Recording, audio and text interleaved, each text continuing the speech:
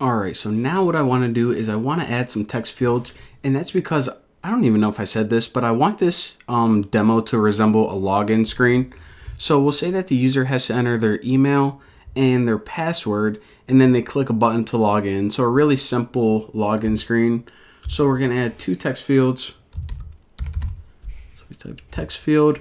What I want to do with this first one is I just want to take it and I want to align it actually right above the middle, but I want to align it somewhere on the right hand side. Looks good. Alright, good enough. And now I want to add a label. And this label is going to align with the left side and make sure that it lines up with the middle of that text field. So, alright, we'll change the colors and everything in just a second. But now, this will, let me change the text on this. So this will be for the email. Type email and hit enter. Now let me deselect that text field. And I don't want to position it right in the center, so. Alright, that'll be good enough. And one more label that'll say email.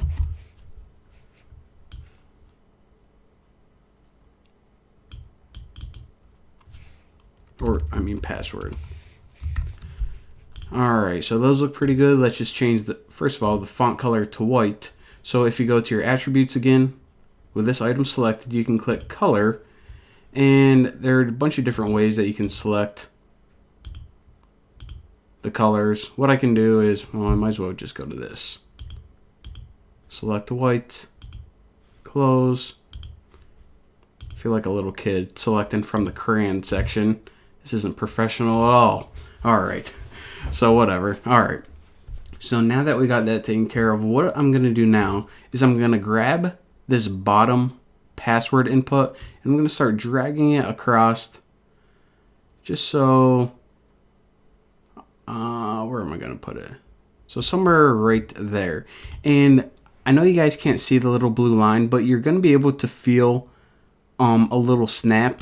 And what that snap does is it says, okay, this is positioned as far is left as I want you to, because obviously there are some guidelines that we shouldn't position different elements a certain width for one another.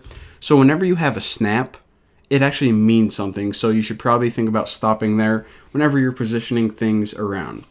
So that looks pretty good. And another thing I want to do is this. You see how the word password is a little longer than the word email? Well, since they're both kind of in the same spot, what I like to do is I like to have them the same width. So I'm just going to drag this so it's the same width as password.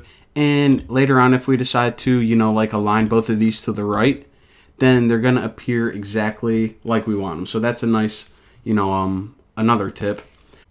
Now that we have a decent looking interface, this is a pretty cool login screen. We can now hop into me teaching you what I wanted to teach you guys in the first place, and that is about the first responder. Now, the first responder is I'm going to show you guys how we can use it to fix an issue.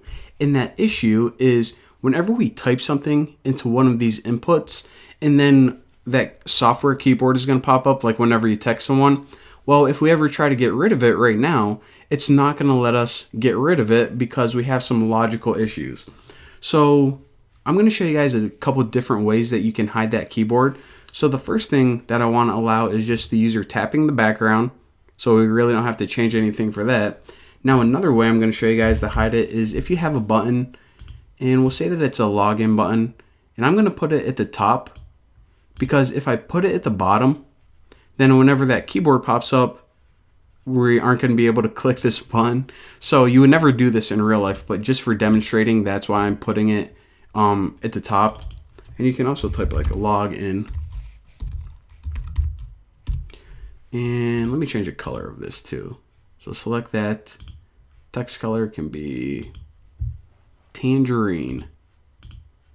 All right, looks good. So again, right now I'm just designing the interface. So let me go ahead and run it and make sure everything looks good. And all right, looking pretty sweet. So in the next tutorial, if you guys are like, what the heck were you talking about with a keyboard? That doesn't make sense at all. I'll show you guys what happens whenever we type text in here, the problems that occur, and how we can use first responders to fix them. So thank you guys for watching, and I'll see you guys next time.